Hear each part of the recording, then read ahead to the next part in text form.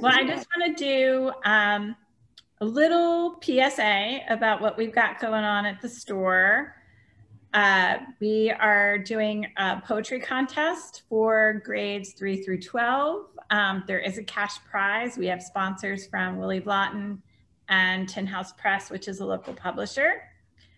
We're also super grateful to the Garrison for providing cocktails. And then also those of you who came to the shop, the pot pies are from by Paiku, which is right around the corner.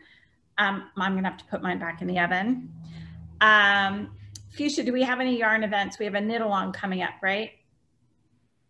The knit along started on Wednesday, so it's already in progress, but it's going and you can still join. It's the Anchor shirt. I believe Catherine is doing it in this group. And it's just like a summer, easy knit summer top.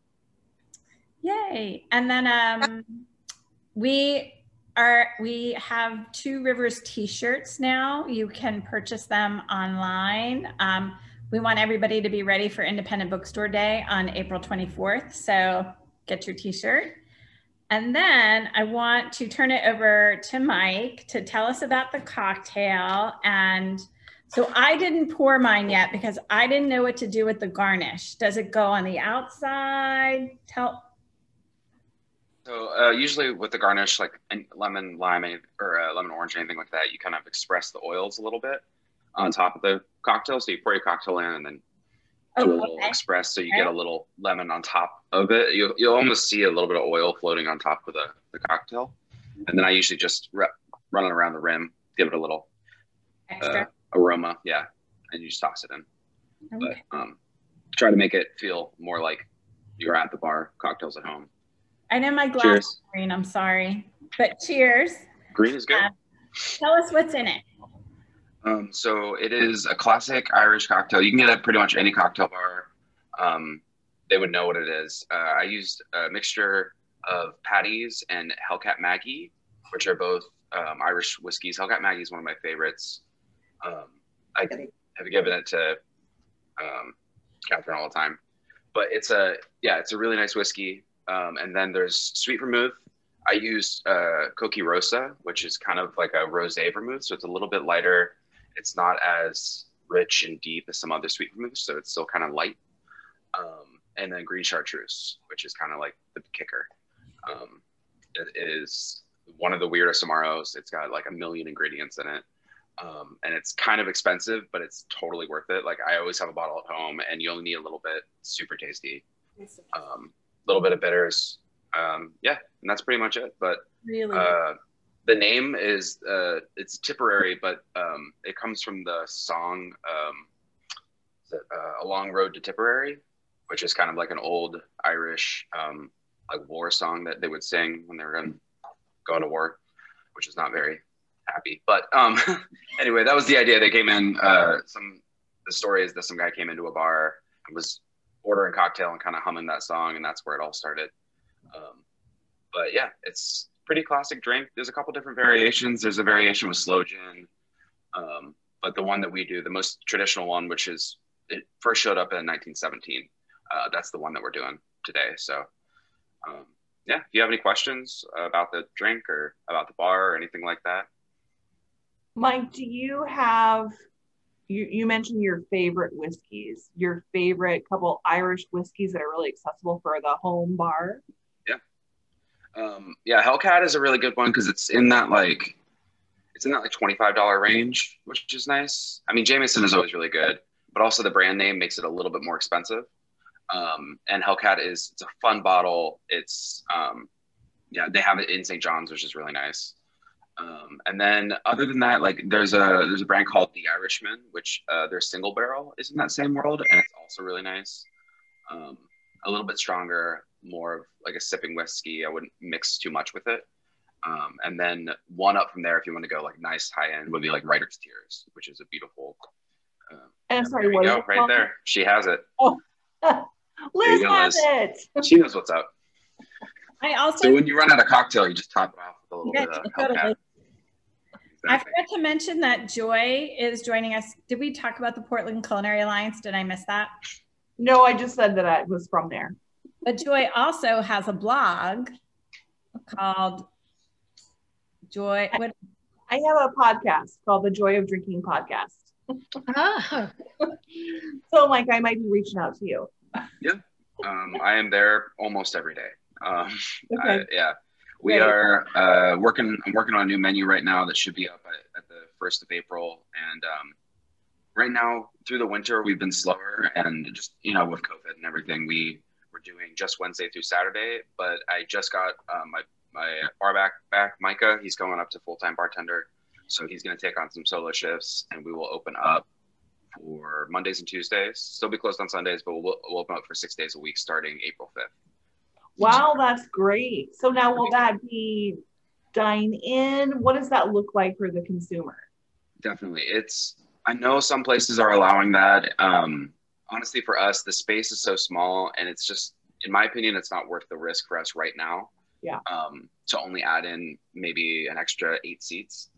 So what we're going to do, especially with the weather turning, what we're going to do is just stay focused on the outdoor seating and try to make that as, the best as possible.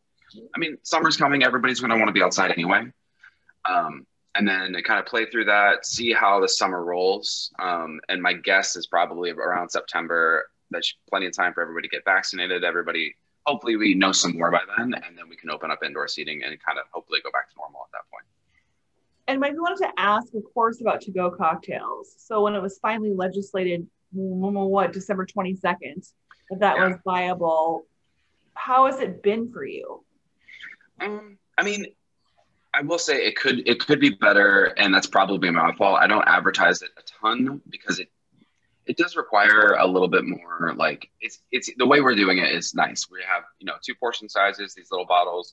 You come in and I make it right there, just like you would if you were going to stay, which is nice for sometimes. But I think a lot of people would like to pre-order online, and they just come and pick it up, which would be really nice. We just don't have the infrastructure for that. But as far as the availability of it is nice, because it's just kind of like an extra addition in there. So it's like, even if I only sell 1 or 2, it's still an extra handful of cocktails. Plus, people that aren't ready to come back to the bar right now can still participate at home, that's the biggest thing for me. It's like, if I completely understand people not being comfortable going out, we're all adapting. So it's nice that you can still get that experience with the garnish, with all of it at home. Right. Yeah, there's just nothing like a cocktail from somewhere else, is there? It's just not the same at home. I make myself cocktails all the time, and they're not nearly as good as when other people make them for me. Yeah, there's just something about it. Even the experience of going to purchase to get it and then take it home also has a different kind of resonance, a different expression than like, I made it myself. I followed Mike's recipe, but it just doesn't taste the same. It doesn't. It's somebody else got it. That's what drinking. That's what cocktails. That's what that whole thing is about. Is sharing. And that's one of the biggest things I miss about the bar is that interaction. That like bar seating has always been I've always sat at the bar. That's been my thing. I'm not like a table sitter. And I miss having those interactions where like strangers meet and have these really awesome conversations. And I'm hoping that soon we can get back to that. But at least right now, the patio is really nice. And I've seen those things happen from afar, which I'm glad they're still happening. I'm really looking forward to having that bar seating back. Yes, we all are. All super excited about it. And so I want to move into Carol, her experience with being in Ireland, going to the pubs, and talk us through that a little bit for those of us who've been, but it's been a long time, or we've never been to Ireland. Talk about that a little bit, please. Well, one thing I can say is that there's so much familiarity between Portland neighborhoods and Ireland, being that, we have all these unique bars and pubs where people really like to meet and talk and experience, and same thing with food. All of our restaurants, we're not a chain restaurant, little neighborhood. And so that's the thing that I really liked about Ireland, is that little bit step up more though, because you go into Ireland, you walk into a pub and everybody is chatting and talking and getting into a situation where they're singing along. You've got the musicians, and literally doesn't matter if you sound good or or not, everybody's singing and participating. My favorite thing while I was in Ireland when it comes to whiskey is every time I was cold, I went in November, so it was really cold. So every time we would finish whatever I was doing cold was like, let me get to a pub and I'd have a hot whiskey with lemon. And that also helped because I started to get a little cold back then. So I love the whiskeys. Of course, there's always the Guinness Museum and things, but the things I've also learned from the tour guides is there's so many different lagers and things to try. It's not just the ones we know of, like, you know, the Jamesons or things like that. There's some local things. And I also got this experience to go to a distillery for gin and vodka in the Dingle Peninsula. So it's not just whiskey and Guinness. So, but great experience. When Fuchsia and I were on the phone with Chris from Donegal.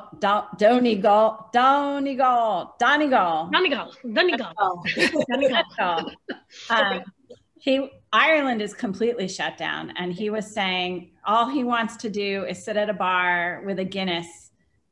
What he said, well, we'll hear it, a Guinness to wet his lips or something like that. Mm-hmm. It was really, it was really fun talking to him. I guess that's maybe a good segue, Fuchsia, into the Donegal. Mike, sure. No obligation to stay on. I know you said today is your day with your wife, so I totally appreciate you coming on. No obligation to stay, but if you want to, sure. You're totally welcome. Yeah, I might pop in and out, but it's our one day off together, so I might do that. It was good seeing everybody. Thanks, Mike. Hopefully, if you can, I'm glad you guys enjoy it. Thank you. If you have any other questions, if you have Instagram, the Garrison has one, and that's I run it. It's the only way I really do any sort of interacting. But if you have any questions, just reach out on there or come down to the bar. Thank you. Thanks. How to find you. All right, I guess I'm going to go into Donegal yarns. And so I don't know if everyone here is familiar with Donegal or Donegal Tweed.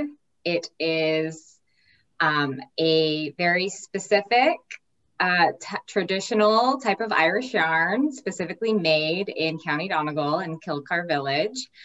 We had the pleasure of talking with Chris from Donegal Yarn, Chris Weniger.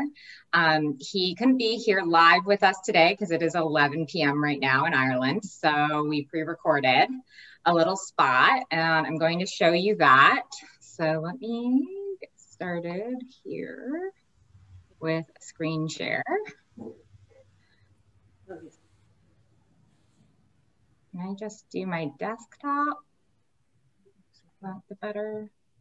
I'm sorry, Karen Stubblefield is also trying to join us. So if I look away, I'm just trying to figure out why she can't get on.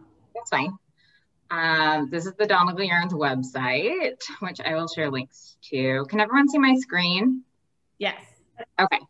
So this is, normally Chris would come on and like do this whole presentation. So I'm just going to quickly go through this with my, less knowledgeable information than he would have. But this is just a little PowerPoint he put together for Donegal Yarns, Genuine Donegal. And they are a mill on the west side of Ireland. You can see the Kilcar Village in modern day right there. And it's, they are a full service mill from raw wool to finished yarn. And you can see these are historical photos. They've been doing it for generations there, pretty much, the same way, just as technology has modernized, they've gotten better and better and more efficient at it. But you can see from the historical photos here, sheep breeding, the wool market, carding and spinning. It's very intergenerational. It's the entire family is participating.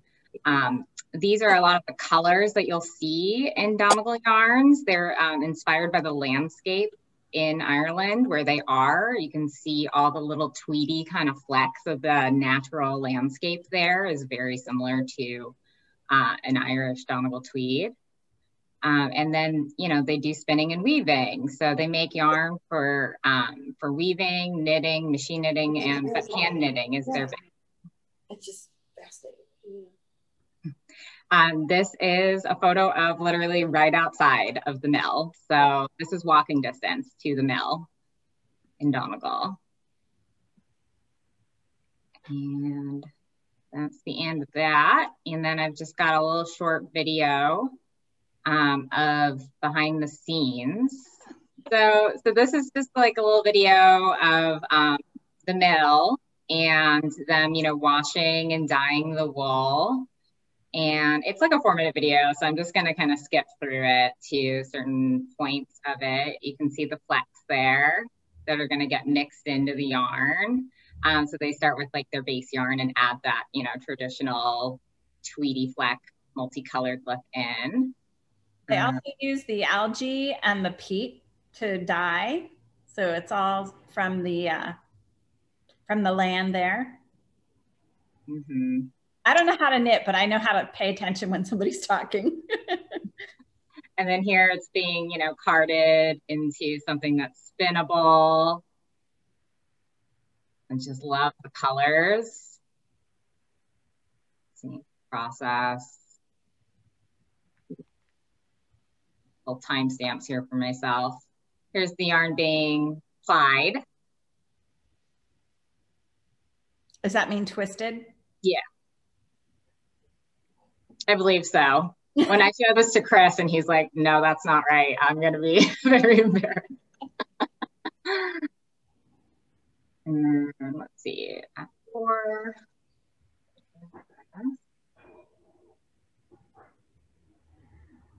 And then it being hanged at the end. I skipped through a lot, but just so you get a little taste of what it's like there and all the people that go into making our yarn for us. And so the yarn that we have is called Lucky Tweed, right? That's their yarn. So we carry a yarn here made by Kelbourn Woolens in partnership with Donegal. So Donegal Yarns produces the yarn for Kelbourn Woolens, and it is called Lucky Tweed, and we do carry it in our store. And he's going to talk a little bit about working with the girls at Kelbourn in the interview. So I'll just play that. Okay, so. Well, thank you. Thanks for joining us. Can you hear it now? Yeah.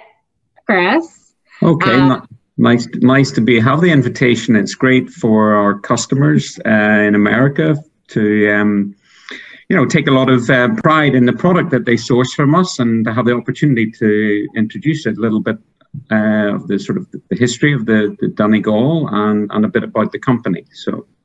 Yeah, that's exactly where I wanted to start. I was hoping you could maybe introduce yourself and Donegal Yarns. Donegal. Okay. How do we say it? We want to say it right. How do we say it? Donegal. Donegal. Donegal. Okay. Yeah. So Donegal is the location is we are on the northwest coast of Ireland, quite northerly. I suppose the next stop for if you were getting into a little boat near this harbour behind us, the next stop would be Newfoundland if you were heading west in the Atlantic Ocean. So yeah, we're the weather. I mean, today beautiful sunshine in Donegal, but typically the you know, some depending on obviously the jet stream, we can get some quite extreme weather here, but. You know, I think that the company there's a strong heritage of craft in this locality. Obviously, the actual product it stems from a cottage industry. So the actual landscape in Donegal, it's not the best arable land. So there was a strong history of sheep farming. And obviously there was the fishing industry. I think in the background of the screen you can see the fishing. So there was the rearing of the sheep was for dual purposes, for the meat, and also then obviously a byproduct of it was the wool. So the wool typically would have been shorn by the men at certain times of the year, and it was a real family event in a cottage industry where the shearing and then using all the natural sort of resources, the algae, the seaweed, the peat from the bogs for dyeing, using natural dyes. And then within the cottage, it was a real family event of so you had the mother, the men shearing the wool, the women, and the grandchildren sort of dyeing the dyeing process and the hand carding of it. Then there was there was the famous Donegal spinning mule, and within the cottages, so they were typically the yarn was been spun.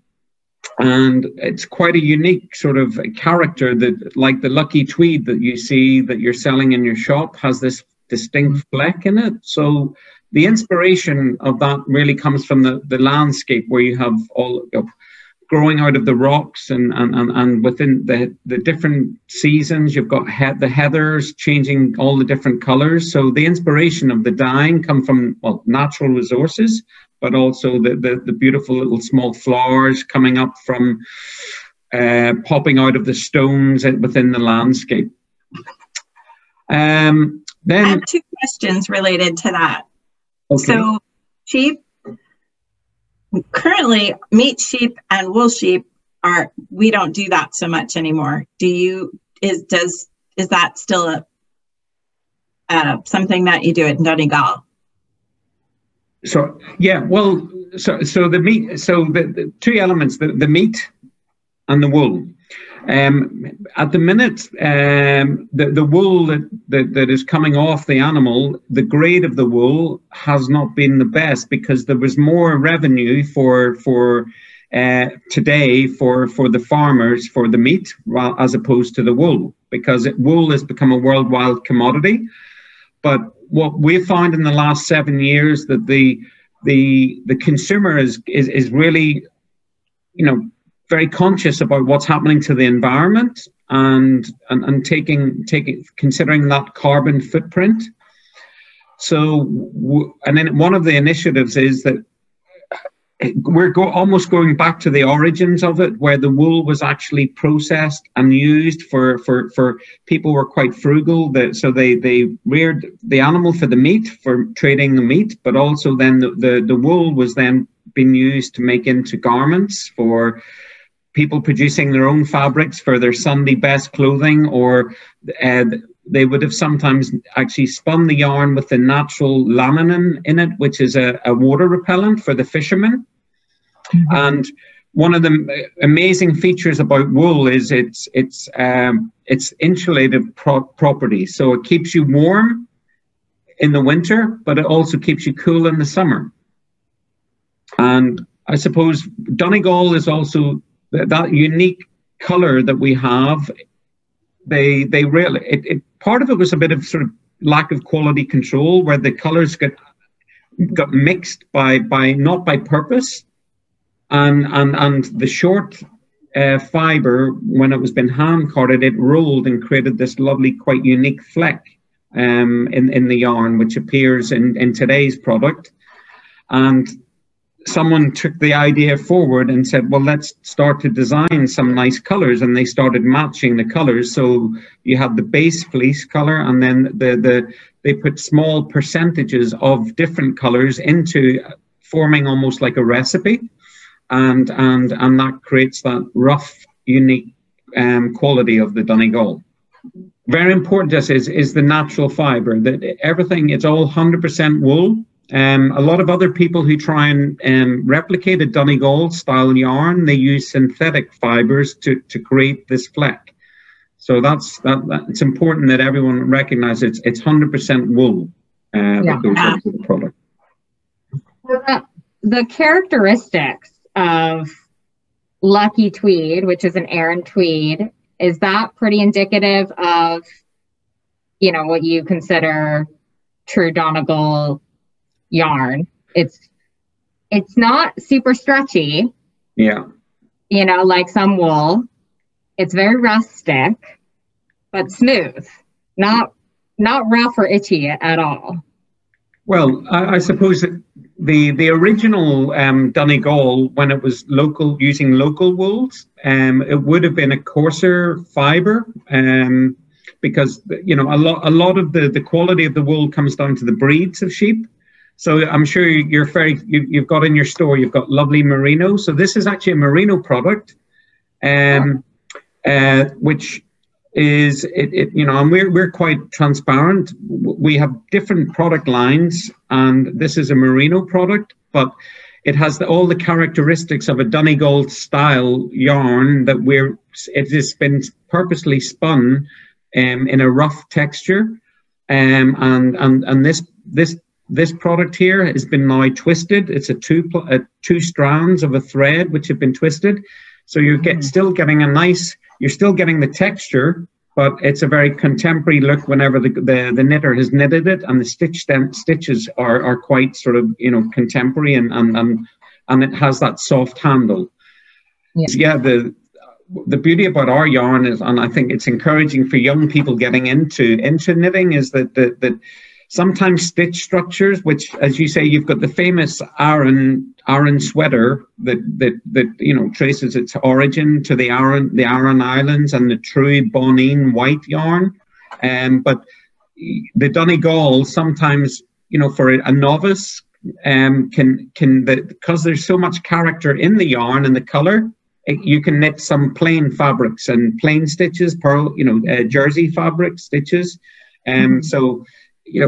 That's what sort of is quite what we're seeing of late, that there's a real sort of renaissance of younger people coming into crafts, and that they can do projects that are quite simple stitches, but then I welcome the professional hand knitters who've got that experience. So it's multifunctional, that you can do for sort of basic patterns, but the stitch interest as well. Yeah. Chris, are you a knitter? Well, in a previous life, my family, I would be third, fourth generation in textiles. My grandfather, who actually emigrated from Austria, had a tannery business, and then he had to flee Austria during the Holocaust and went into leather products. And there was an old mill in the 1940s in financial difficulties, which he then invested in with a Yugoslavian. And after the war, there was a shortage of clothing because all the resources had been put towards the supplying for the army. So my grandfather set up a knitwear company, and subsequently my father came into it. So a very long answer to your question. I don't knit. My wife knits, but we had a knitwear manufacturing for power knitting machines. So it's been a long tradition in our family. It's in your blood, the knitting. Yeah, well, not with these hands, but I can operate a machine. My brother, he trained the technical side, and I was working in sales, marketing, but as a small family business. And one of the founding directors of the company, because this was a state-owned company, you can read a lot more on the website about the history. But when the market, the textile industry was under pressure from the Far East, manufacturing in the Far East, and the government didn't see the future in the industry, but they decided to put the business out for private investors to. So back in 2006, the 4 investors came in, all with a textile background, and one of them was used to be a yarn agent for yarns from all around the world I used to buy from, and he heard I was coming back, to set up come back to my roots, and he offered me the position. So, originally it was a 6-month contract, and that's 15 years, and the company's just gone strength to strength. But the reality is that we're very proud of what we do, the traditions here and the craftsmen within the company, and the future is about not just the bringing young generation of we have different generations of people in the mill and passing those skills down on the machines. You will see in the short video of the process. So we have a nice mix of, in our wool store, he's 72 years of age. He's a sheep farmer. He knows a lot about wool. He's handled wool all his life. He's a passion for the animals, and he's handling the wool every day. And we've got younger people now who are quite, they're proud of their heritage, the provenance, and they're now coming in. But trying to make working in this company, it's a community, and that's what it is. That not just the fact that the company is now producing and the genuine Donegal, it's not just creating jobs within the factory, but it's the branches off of the weaving industry is back now. People are place a value on the whole heritage and the provenance, but we're only as good as the people in like the girls in Kelbourn and yourselves as a retailer promoting the product, because it's Kate and Katie and Courtney have come over to the mill 2-3 times. We've worked with them in developing their own special colors, which is really important. They're the designers ultimately, and they know the trends and the fashion. And our expert has been able to translate their concepts into a product that the customer enjoys. Well, it's beautiful, and we love it here, and our customers love it too. Good. You want to ask the fun question? So we thought we would wrap up with, who is your favorite Irish author, and what is the best local pub to knit in? Well, to be honest, in my childhood, I did English as an A-level, so I studied, and there would have been some poetry, which would have been Seamus Heaney, but there was an Irish novelist, Samuel Beckett. Yeah. He was also playwright, short story writer, and there's one of his very famous quotes was, "Where I am, I don't know, I never know.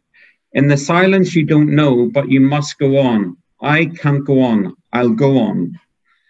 So he didn't want to go too much into philosophy, but I thought some of his work, and he wrote a trilogy of 3 plays and sort of books, which were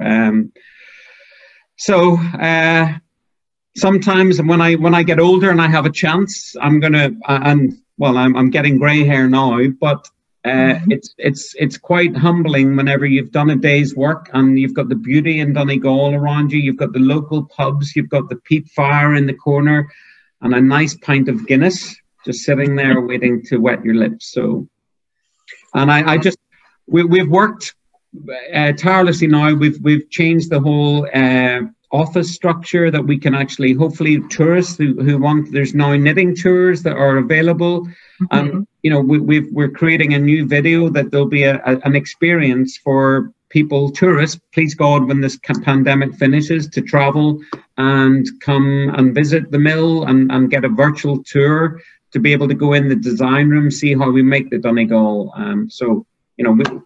We're open for business, and we welcome people to come over, people who appreciate the strong heritage and provenance behind the product. Yeah, wonderful. Well, we hope someday soon we'll be able to visit. We really want to visit. Well, thank you for your time. I think we're a little bit over what we estimated, but this was really great. I can't say enough about how excited I am that you participated with us. Well, thank you, and enjoy the rest of your armchair day, travel day. So, and enjoy. I think I understood that you're having some corned beef today. We are corned beef, and a friend of mine is going to do a little Irish dancing. So there's a lot. We got a lot. We're cramming a lot in today. Okay. Well, that's good. Okay. Well, nice meeting you, and enjoy the rest of your day. Take care. Yeah, thank you so much. Thank you. Care. Okay, I know that might have seemed long for you people that are not knitters, but I could have listened to that guy all day, and I want to retire in Donegal. It was gorgeous. I mean, it probably is only sunny 2 days a year, right, Deirdre? It's like, yeah, it's not as sunny as often as it is cloudy, I think, but yeah, it's so beautiful. I think it was a really interesting segment. Thank you so much for reporting that. Yeah, we had what a wonderful person. We cut a lot. Incredible. And also the production, because they're large scale. Wow. The infrastructure they have to do that work. Well, Liz can talk to Donegal yarn, right? Liz, you used it in your textile business. Yeah, so when I first started out in the garment business, it was the late 80s, early 90s, and we used to use the Donegal yarns from them. And one of the designers that I worked for was Irish, and very, very Irish, from Boston. And he would speak all the time of his travels to Ireland, you know, to source yarns and textiles and all of that. And it's one of the sad things about the garment industry for me, is that it went away from, it's just what he's talking about. People try to get that flecked effect using synthetics, and, you know, it might look like it, but isn't it? And I think that's kind of why I got out of the textile industry. And that's why it's so, you know, heartwarming to me that it's gone back to the home and cottage industry interest, is that it's preserving that heritage and what's so special about those yarns and that history and tradition. So yeah, I really enjoyed, I mean, I used to go to factories like that all the time, not quite as nice as that one, but yeah, that was really special to see. Yeah, I think it's really beautiful. Oh, and Deirdre's got, I've got this wonderful blanket that was woven. So not knit, but woven. It has those flecks in it. And this is from Donegal also. When I went traveling once there, we found this great little shop that did their own weaving and had these beautiful blankets. So I wanted to share that too. Yeah, it feels really special to be there and to, you know, meet people that are they're tending to these herds and then making the product. And then they have a storefront. Amazing. So I think now is probably a good time to talk with anyone who wore an Irish sweater. They want to showcase it. Liz mentioned hers, but let's turn to Liz so she can really showcase hers. Liz, is that an Erin? Is that the Irish Erin? It is. Right? That you talked about? Yeah. Yeah, it is. And so they have really traditional, like the stitch patterns are really traditional.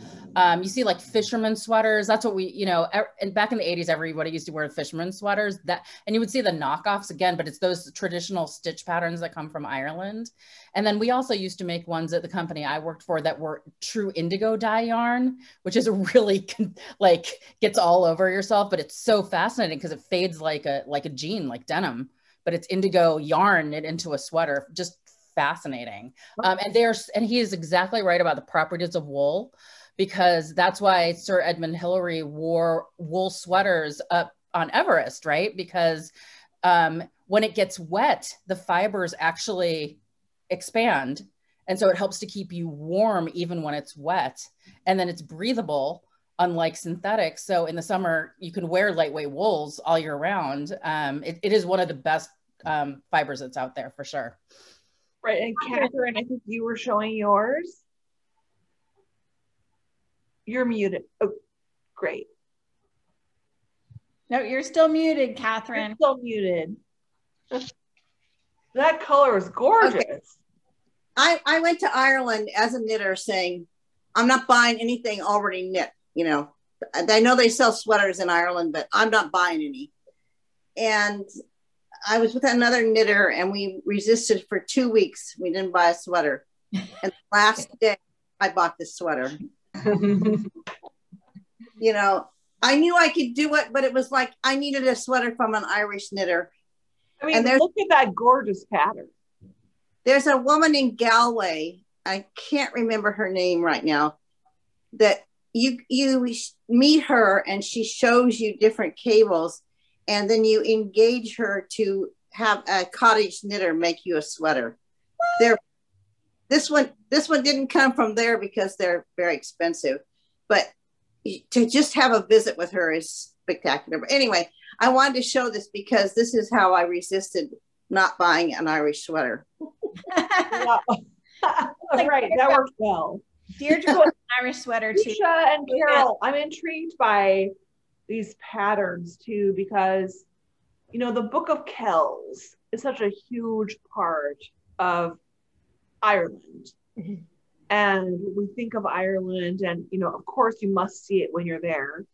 And so, you know, that pattern that Catherine was just showing us is very indicative of the Book of Kells. So Carol, do you have, you know, and Fuchsia, thoughts on how those are integrated? I don't have that answer. Fuchsia, do you? Might. Doesn't it seem though like there's a parallel there? I wouldn't know. I'm sorry. No, it's fine. It's fine. I can say that there was mention of that when I visited. Now I'm going to say I lived in California at the time, so I probably didn't soak in as much about what was going on with the wool, but I did buy some wool. buy a wool sweater in the end. It was, once I put it on and felt how soft it was and the qualities of it, but there is something about that. And I remember that being in the topic of discussion, but I really don't have the details to feel confident to share anything. And I have no idea. I've only been into Ireland once. The Book of Kells, I went and I started sobbing. I did not think it would mean anything to me, but it was a big deal. Yeah. But just looking at Catherine's sweater made me think of that. So anyway, so Fuchsia, in terms of wool that you offer and the fleck, so I don't think I'm so clear on the flex. Like, how does that happen? Yeah, so I had to cut a lot of the video, so he maybe went into more detail and it ended up cut out. But I don't know if you guys can see this hat. He likes to talk a lot. Huh? He talked a lot. It was wonderful, but I was trying to save some time because we had a lot to go through. See the little colors? So basically they start with a base color yarn. So the one Christine's holding is black, mine's gray. And then they throw in, 20, maybe 10% of one color of the little flecks, another 10% of another color, and then another 10%. And that's what makes up the bulk of the yarn is the base yarn and then the little percentages of all the little scraps in there that get. So by throwing in a bit, it just gets incorporated into the process. Exactly. Okay. But I think Deirdre has something to say about the Book of Kells. Oh, there we go.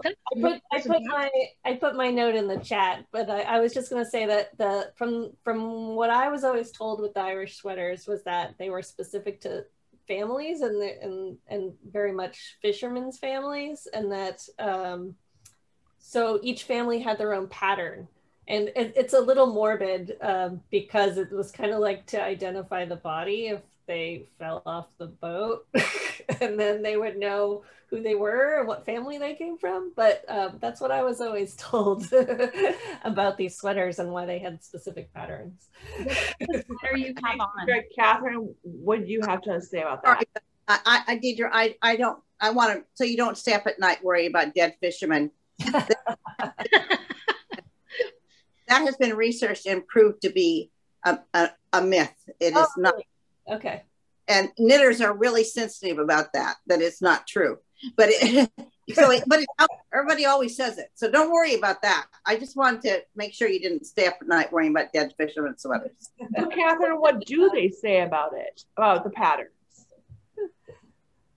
Michael's going to fill in. He's more historian than I am. Okay, Michael, you're on the spot. I know. I don't claim to have the definitive answer, but I have read from some other Irish designers, for example, and people who have, gone back through sort of the history and the renaissance of the Aran style sweaters. Some of the patterning is inspired by, based upon some of the earlier Celtic symbols and designs. So you may see some similarities in some of the cabling to some of the things you might see on the Irish crosses that are common over there. Or a lot of them even go back to Neolithic drawings that they have discovered over time. So there's some relationship there, but I also think like many traditions, and especially in fabric, that yes, people develop a pattern and that gets copied by a relative or a neighbor or a friend, and then it becomes more and more part of the the toolkit for when people are knitting and just kind of going with what pleases them to put together. So I think it's kind of like so many things, a mix of some heritage coming through and some just free-form designing. Right. Yeah, thanks, Michael. I think that's so true that, you know, potentially, right, you know, you start with something and then you just carry this tradition, people like it, and they don't know why, but it works, and all, you know. I put a little bit of extra, like, I don't know if this is true, it's from the Erin website, but it says what the stitches can represent, which kind of makes sense. Like the cable stitches, the fisherman's ropes, the wish for a fruitful day at sea, the diamond stitch reflects the small fields of the islands, which would make sense that they would take the inspiration from their stitches from nature, just as they would their colors.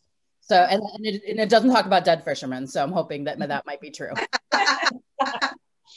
And so, Carol, in your travels to Ireland, were you able to purchase some sweaters, see some activity there?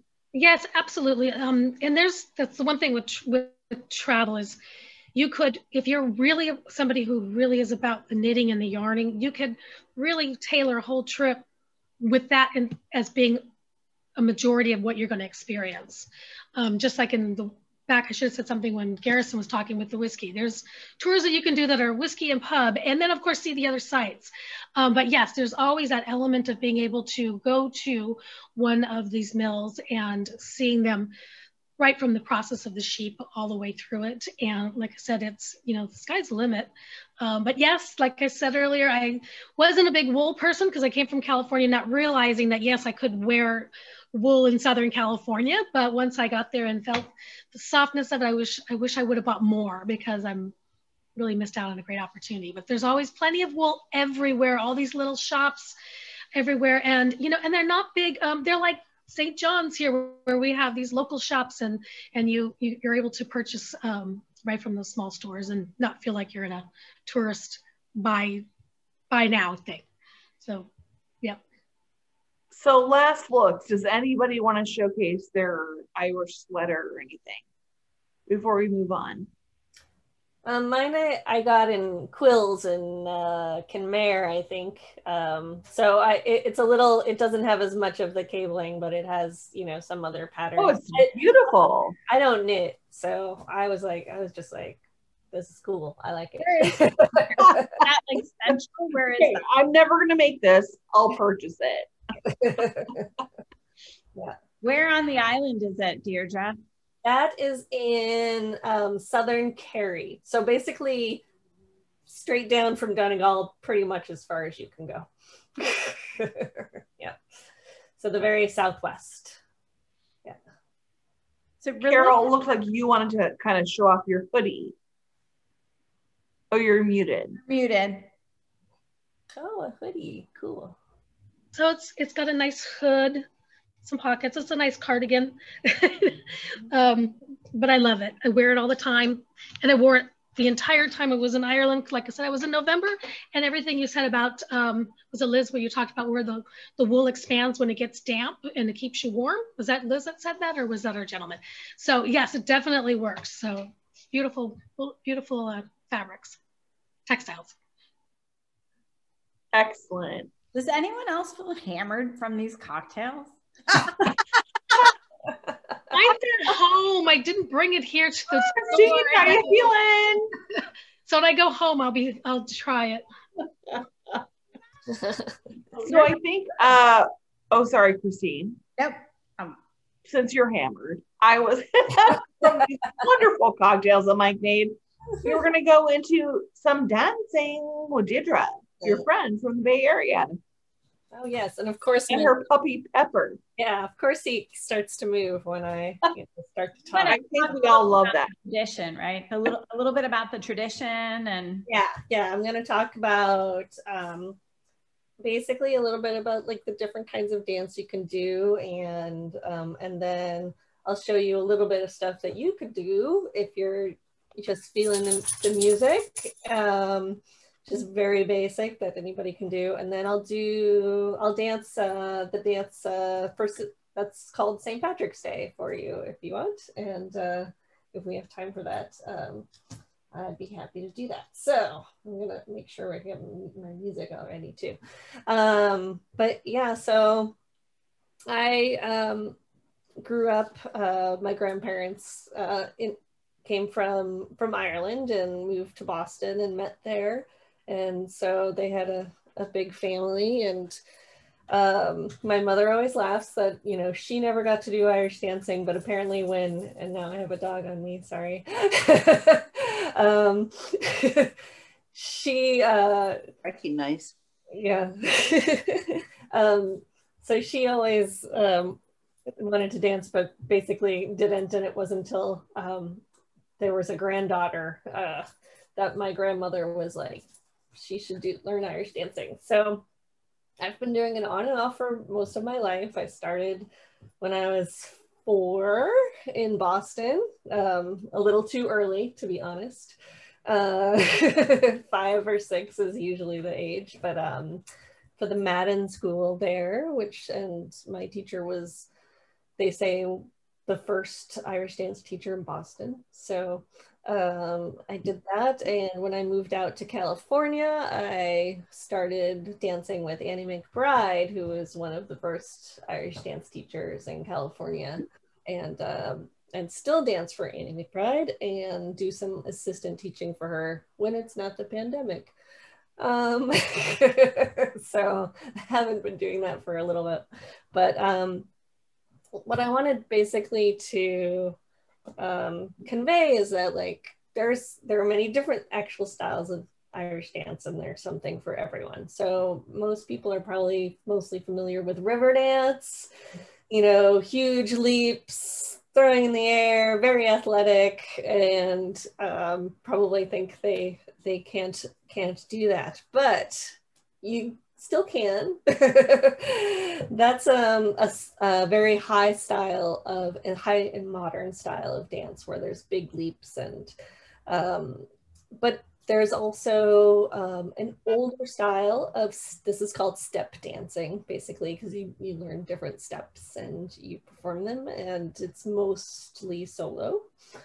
But there's also old style, which is actually what I was taught when I was little, which is much lower to the ground, much less leaping, much less athletic. Basically, as time went on, it became more of an athletic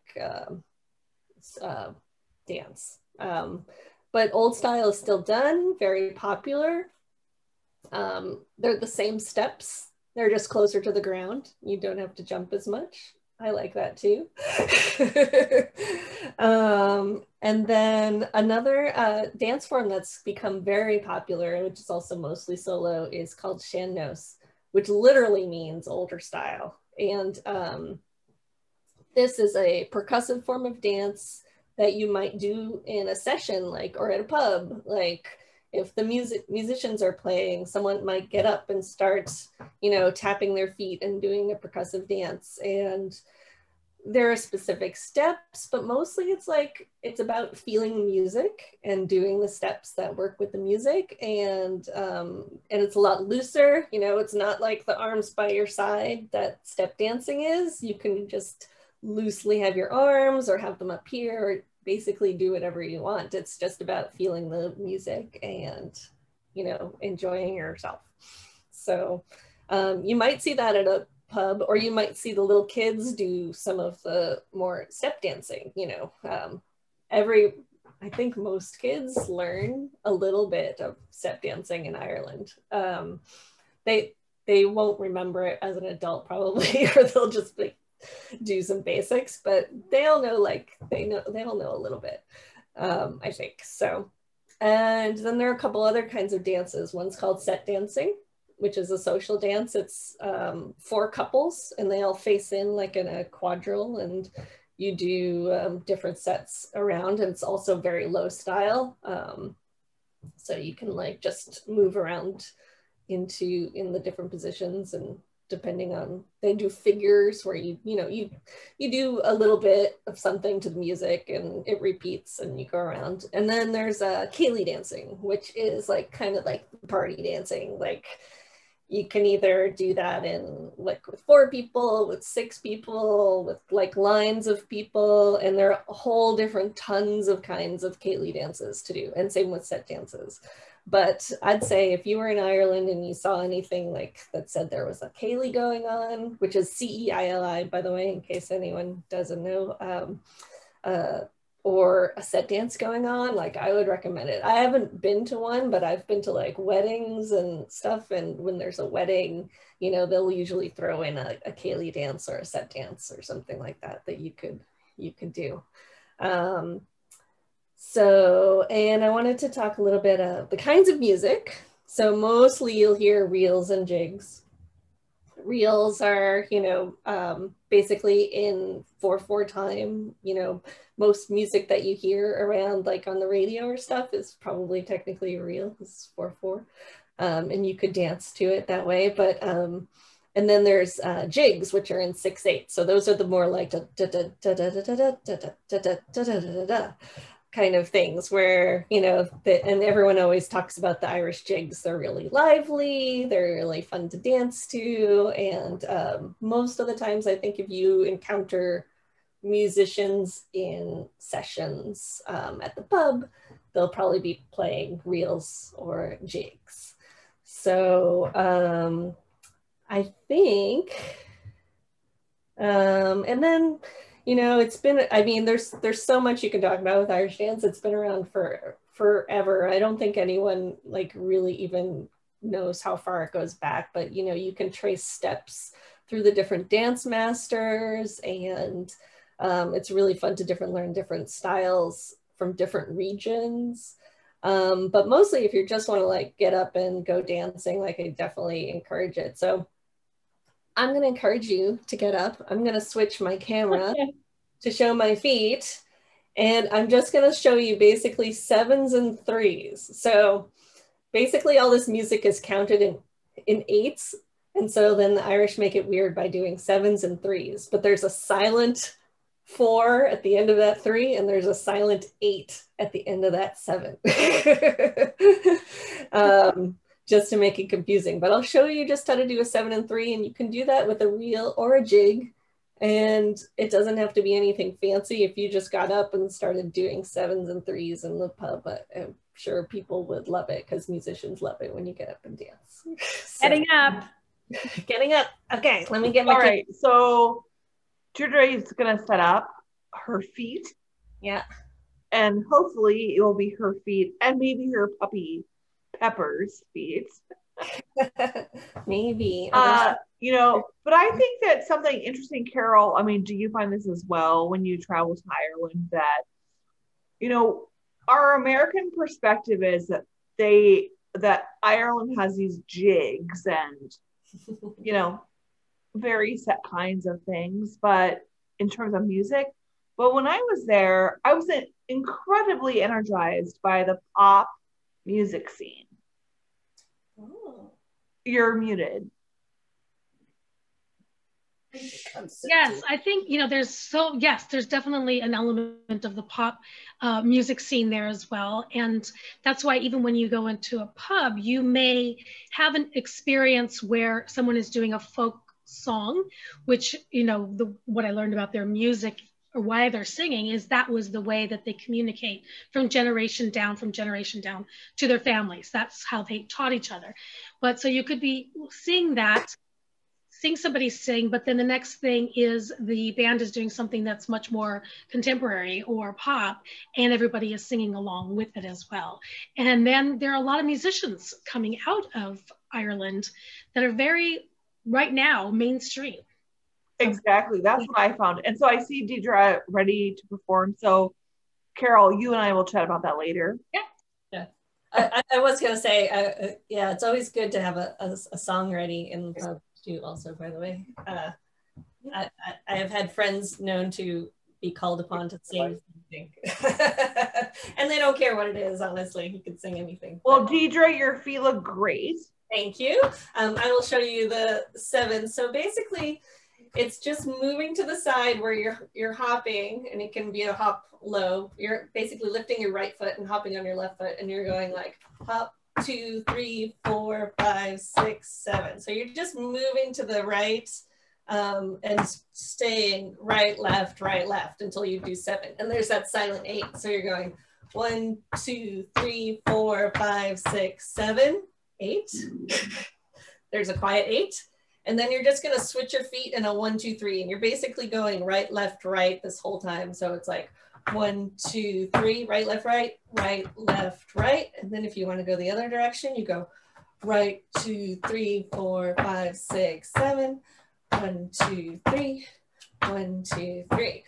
And you can do that for jigs. It's just a different rhythm. It's like 1, 2, 3, 4, 5, 6, 7. 1, 2, 3, 1, 2, 3, 1, 2, 3, 4, 5, 6, 7. 1, 2, 3, 1, 2, 3.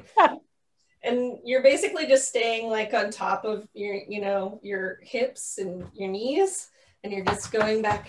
Like if I were just doing it very casually, and you don't have to cross or anything that like I'm doing, like if I were doing it for real, I would be all crossed and turned out and all that stuff, like if I were performing. Right, so Deidre, you made it fancy if you were performing. Yes, I'd make it fancy. But if I were just doing it at the pub and, you know, I might have had a few drinks in me, and I can't be fancy. You can just go 1, 2, 3, 4, 5, 7, and you can just kind of switch your feet, right? And but people would know if you're doing it right or not.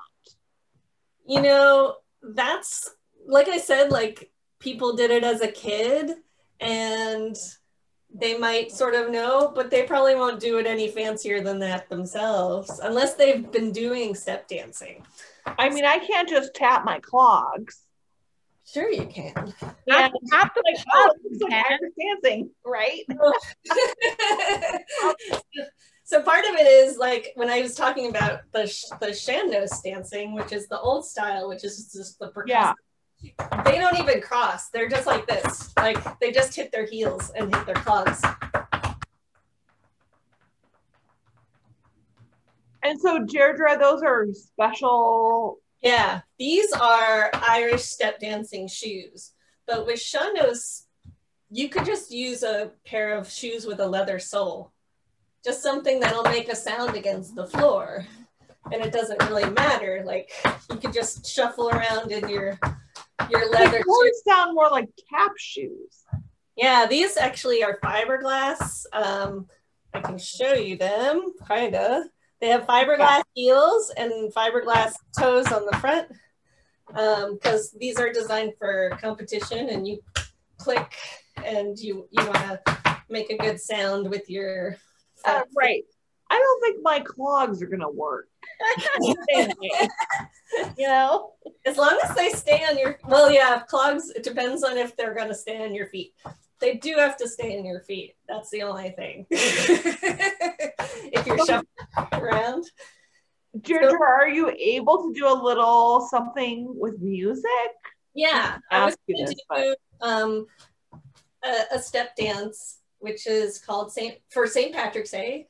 Cool. It's called a set, and that's because it's a particular dance that's set to a particular piece of music. And this is St. Patrick's Day. I thought for the, you know, the occasion, let me play it, and I'll do it in a kind of old low style because it'll be easier to see. Cool. Here we go. Okay, hold on.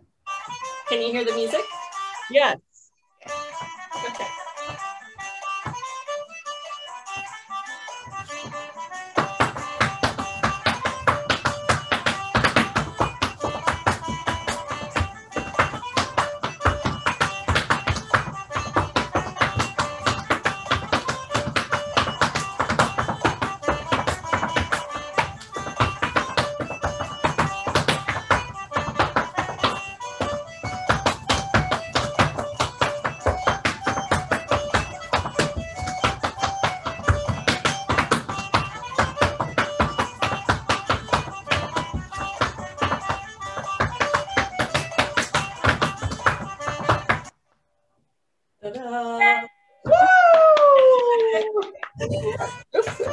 Deirdre, that I don't even know what you did, but that's amazing. That's funny. So as you said, I mean, you explained this already, but for the American like time, boom, measure, right? 1, 2, 3, 4. Yeah. So what you're doing with your feet are basically like 16th notes. Yeah, well, they're St. Patrick's Day is in jig time, so it's 6/8, but it's going. I was going 1 2 3 1 2 3 1 2 3 1 2 3 1 2 3 1 2 3 1 2 3. Right. Yeah. So in like classical music, we'd say that's like triplets. Yeah. Triplet, right? I think it's actually on the 3s of the 6/8, so it's not quite as fast as you're thinking. Okay. With the notes of the music. So I think it's doing 1 2 3 4 5 6 is the first measure. Right. And what you're saying, 1 2 3, there's a silence, and then which is different than triplets. In this one there wasn't a silence. So if I were to do a 7 and a 3 into jig music, it would let me try and see if I have a jig. Hold on. Or something like a read. Does everyone know what we're talking about here? Like when you're reading music lines? Yeah. No. You've got your waltz. No idea. I danced with And then you have your silent. At the Dickens Fair, right, Deirdre? Was that where you guys were doing lessons? Oh yeah. Yeah, I think so. Yeah. Anyway, I'm intrigued, Deidre. Thank you so much. Okay. I'm intrigued. I know we're running out of time, so sorry. No problem. To get into this minutia of what's the timing, but it's fascinating. I can help you out with that on the side if you want later. We can talk. Thank you. And so, Carol, we were going to talk to you about, Irish dance and, experiencing that thing while in Ireland. What was it like for you? Yes. So as far as we were saying earlier, there's always that opportunity, just traditional, just happening. It's just organic, I want to say almost, when you go into pubs and things like that. And there's also an element too, where when you are traveling, if you're on a tour or something, sometimes there is an element where you may go to a performance where they highlight, as Deidre was talking about, all the different dances and where they come from and where you can learn from that. But other than that, you can always find a pub and there'll always be some type of organic experience going on with the music and with the dance and the musicians too. And I think, what has been one of your top 1 or 2 experiences in Ireland, Carol? You know what? Interesting enough, I was really kind of fascinated between the situation between Southern Ireland and Northern Ireland.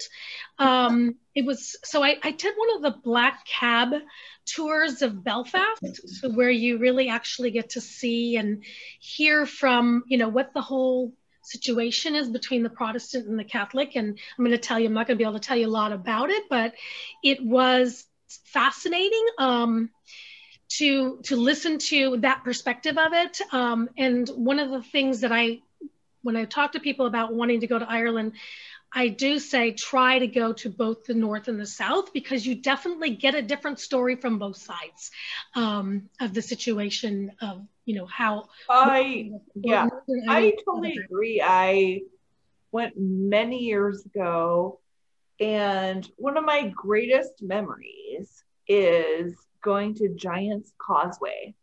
Yeah. And then that's what I was going to say, the Great Causeway, and to meet the coast, the coast of Ireland in the green. And I really say there's so much similarity between the Oregon coast and the Irish coast, in that it has that dramatic ocean, that dramatic, and the cliffs and along with it. But of course, with Ireland, there's such a longer history that goes with it. I felt like when I was at the Giant's Causeway, you have these like spikes coming out of the earth. from the ocean. And it's very dramatic. Right. I mean, it was a highlight of my life. I mean, it was incredible to be on the edge of the world, you know? Yep. Like really, really amazing. So Carol, so are you thinking you're going to be doing tours to Ireland in you know, after COVID? What are you thinking? Yes. So really what I kind of wanted to talk a little bit about was that there is more than one way to travel to Ireland. I know a lot of people ask about that. I particularly like to use a company called CIE Tours, as well as Authentic Irish Vacation Planners. And the reason why is because they have like 25 different tours that they've already have developed, which could either be done in 3 different ways. One, you could travel, you know, on one of their escorted tours, and they have small group tours, which makes it nice because you're able to you're able to go along with a group and have, you know, have everything organized and done.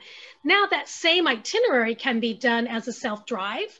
It can be done as a customized tour. So as we were talking earlier, if somebody's really wants that culinary experience, it can be done around, you know, a culinary food experience, or along with the highlights of what there is to see in Ireland, as well as something that's more on the wool or the dancing or the pub. So that's another way is where you're doing it a customize, and you can either do a self-drive by train or by having a chauffeur driver too. So there's so many different ways of doing it, and Ireland is definitely a hot item to come back with. They really, really need us. I mean, the whole world needs tourism, even Portland. As we talk in Venture Portland, we need tourism back. So yes, I'm going to be hosting a tour there in July of next year. So let's skip through this real quickly. I kind of talked a little bit about the different options where you can do it as a classical itinerary or traveler's choice, where you make it up to what you want as a custom tour, or have somebody with a driver, or drive on your own. The roads in Ireland are, obviously you drive on the opposite side of the road than we do here. The roads are very narrow. Some people love to do it that way. And again, everything can be customized and done for you. I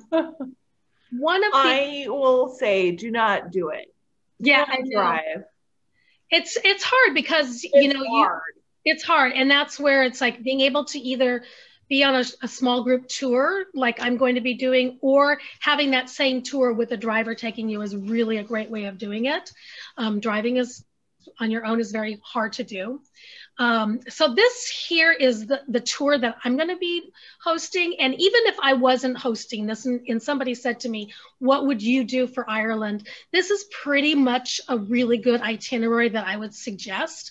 A lot of times, even with one of the company that I use, someone will just do the southern part, and they may only just do the Dublin, Waterford, Cork, go to Killarney, the Dingle, or the the Ring of Kerry, Cliff Samora, and end at Galway and come home.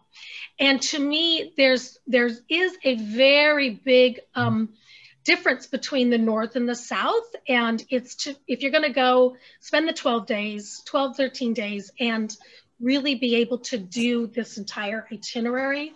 So this is the one actually that I'll be hosting. But again, like even if somebody wanted to do this similar tour, it could be done as where you're doing a self-drive or as a customized tour. So even if there was something like we were talking about Donegal and you wanted to go to, I'm going to say it wrong, to our guest speaker's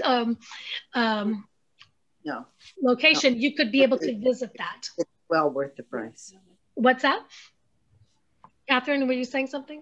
Oh, sorry.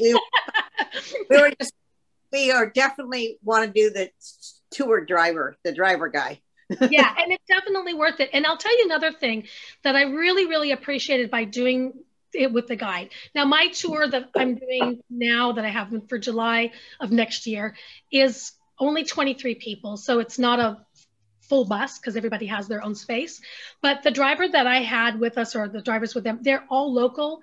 And so everything you're going through, they are explaining to you stories and history of things that you would not necessarily get if you were driving on your own. You really miss that element of it. So whether you are with a tour or whether you're doing with a driver, it's well worth it.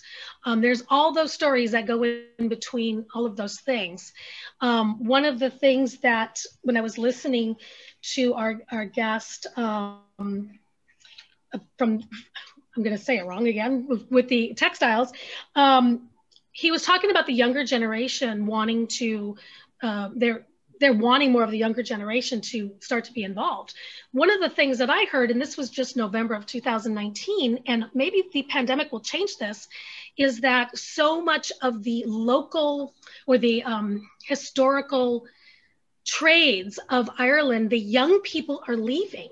And so they're really concerned on how they're going to pass these histories or their industries down when they're young, are thinking, oh, I want to go to the US, or I want to leave here. So their young generation is actually is leaving. So that was something we were just in conversation with our guide. And also when you go to each of these places, you always have some free time, and the guides are always so welcome to say, hey, come along, I'll take you point you to the best pubs, or actually there's really not a bad pub, but take you to places where you might be on your own trying to figure out, is this where I want to go, or do I want to go to this one? So it's really nice to have that that extra element with you, along with you. So just kind of saying, in like this type of itinerary, you have some time in Dublin. And in Dublin, there are so many famous pubs, and I was going to show that earlier, but that's kind of running out of time. You have the pubs, you have the Immigration Museum, which I found to be really important because it really set out what I was seeing for the rest of the trip. You go to Waterford for your crystal. I chose this itinerary because you do go to Cork and you stay in Cork. So that gives you that opportunity to, for the foodies to really be able to visit the local vendors and the artisans in their English markets. That goes back to 1788. Then you're onto Killarney, Dingle. The Dingle Peninsula is really pretty, is just amazing. There's sometimes from Killarney, some trips will go to the Dingle Peninsula, the other one will do the Ring of Kerry, Curry. And then you end up to the Cliffs of Moher, which is fabulous, just wind blowing, but it's just a great experience. Galway, and then of course we're going up the coast here to Donegal and Dury. You see the Great Causeways, come back to Belfast, King's Court, you actually stay in the castle there, and in Trim. So it's a really, this type of itinerary is something that I really recommend. And, like I said, I would be able to help you tailor whatever way you wanted to do something, whatever your focus is on that. And can we ask a question? Carol, I think that's really cool. That you're able to, offer such unique experiences. Nels have a question. Yes. Who's got a question? Is Brexit fitting into this and messing things up? The Brexit thing, because the Northern Ireland's being different from Dublin? Yeah, as of right now, I haven't heard that there's any problems as far as touring with that, if that's what you're meaning. Yes. No, not at all. Not at all. Not at all. How there's definitely an issue between what's going to happen with Northern Ireland and Southern Ireland, but as far as being a tourist there's not an issue. Thank you. Yeah. So Carol, any last things you want to make sure that people understand? And then we wanted to talk about authors. Christine, I know we're running late, but Irish authors, playwrights, such a dynamic group. There are a lot of Irish authors. We did compile a list of Irish books to read, which I think Jen put at the very beginning, and I will repost it. Okay. And so they are Irish authors or books about, and I really tried to stick to people who are really Irish and writing about Ireland. So here's the list. It's a mixed bag: true crime, romance, mystery, nonfiction. There is a book in there by Emma Donoghue. I think it's called The Pull of the Stars, which I absolutely loved. So there's Iris McCourt is pretty well known. Well, yes, I agree. And she, I mean, I'm enjoying, you know, Tana French. You know, kind of a procedural author, but her books have been made into shows. Yeah. She's American Irish. Love her stuff. And, you know, my favorite playwright of all time is Mark McDonagh. Mm-hmm. He's incredibly dark. The Irish are dark. I mean, they love tragedy. So they love tragedy. Yeah. Super tragedy is his whole life, I guess. But I mean, so my Instagram account is called JC Plays with Food because it's theater and food. And really, you know, I credit Mark McDonagh for getting into theater because, wow, his stuff was staggering and beautiful. Yeah, it's always got a heart. There's always like a stabbing heart moment, right?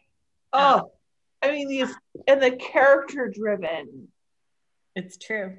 Incredible work. Anyway, you guys have to show my garment. Hold on, because it has to do with what you're saying. So I have a real Irish opera coat. What? It's full length. Put it on. Lined. I look like a vampire when I wear it. I love it, and I always how do you have it on the cliffs like the French lieutenant's woman. It's amazing. It's vintage. Liz, how do you even have that? Oh, my friend who was a costume designer gave it to me. It's amazing. It's amazing. It's by John Haggerty. If you ever look it up online, they're very, very, very hard to find. Wow. Could you hold that up for us again, Liz? Yeah. Will you put it on, Liz? So, hold on. Wait, I can't find okay. So it's a hook. It's a hook here, right? So here, the top of it looks like this. It's got all these like fluffy layers, and then there's an enormous hook and eye here, and then it opens up. Oh wow! And oh my God! Put it on, please. That's Phantom of the Opera. No kidding. Anyway, I had to show you guys. It's amazing. Oh, right. Now it has dog hair all over it, so I'm gonna put it away. Wow. Well, we are like super overtime, and I totally appreciate everybody hanging in there with us. We keep mutating this format for Armchair Travel, but I really love that everybody has something to offer. If you have a country you want to go to, please let me know from your armchair. Yeah. I think this is a really incredible format. And, you know, we didn't talk about this at the top of the hour, but so I'm here representing the Portland Culinary Alliance. So we've been around since 1987. And it's all about food, but it's people that are others. So it's not just restaurant owners or chefs. It's people that are emerging. There are food photographers, there are food writers, there are bloggers, like all those other people. And so that's how, you know, there's not a lot of engagement for them, a place for them to land. And so that's what we do. And then we do a scholarship every year. So your investment in the Armchair Travel piece is leading to a secondary scholarship for us. by the end of the year, which is huge. So our scholarships right now are for a Haitian boot camp with Elsie. If you don't know her, look her up on Instagram. She's amazing. We recently worked with a mom who has an autistic child. She wrote a cookbook, so we helped her. We then the year before, then we worked with an African-American guy, a veteran, really had an amputation, who wanted to start a food cart. I mean, so we are really, really trying to do some incredible things. Yeah. So your support is vital to what we're trying to do. Well, thank you. Two Rivers in general tries to support as many people as we can. I mean, I have a firm philosophy, and you have to lift each other up. Mm-hmm. And, thank you. You know, that's what we try to do. Books, yarn, schools, community, food, because we are personally interested in food and alcohol. Yeah, so I think we should wrap up because we're almost, we're way over. I just have one thing I didn't get to add into, I didn't get to say, is that right now for the tour that I'm hosting, if you're booking now, it's 5% off the price and only a $99 deposit. But I also want to add that for anyone who books a tour that was in this meeting with me, whether it's this tour or we do a customized Irish tour, I'm donating $100 towards from that tour price to the Culinary. Oh, nice. Oh, Carol, that's so kind of you. Thank you. Yeah, so I wanted to say that earlier, and now people have gone off, but you know, maybe we can send them a message. But yeah, whether they join the tour or if they do something customized with me for Ireland, we will pass that on. Well, thank you. That is very forward. That is very nice. Yeah, you're welcome. Well, I hope if people are still on, I will take off my wig. But you look so cute. If anyone wants to borrow it, let me know. You look great. Does anybody have any other questions or things they want to add before we sign off? Because we've been on almost for 2 hours. Yeah. I'm wondering if your friend teaches Irish dancing online. Deirdre, are you still on? Yes. I do not personally, because I'm sort of affiliated with a school, but there are dance schools in Portland. I'm not sure which ones offer adult, but I do know, so the Shannos, the sort of low style, there's a wonderful woman in Portland named Malden Meehan who teaches, and I think she does online classes now and did in person when it wasn't pandemic. So I would recommend her if you want to start doing just some percussive dance and learn about the music and the dancing there. She's great. She's fantastic. Yay. Oh, Deidre, hug Pepper for us. What a trooper. What a trooper. He's like bugging me. He's like, when are we leaving? When are we going for a walk? Yeah. What a cutie. I have a beast of my own that I need to get home to. All right, I think we're really golden here. We're golden. We're a really, really nice experience, everybody.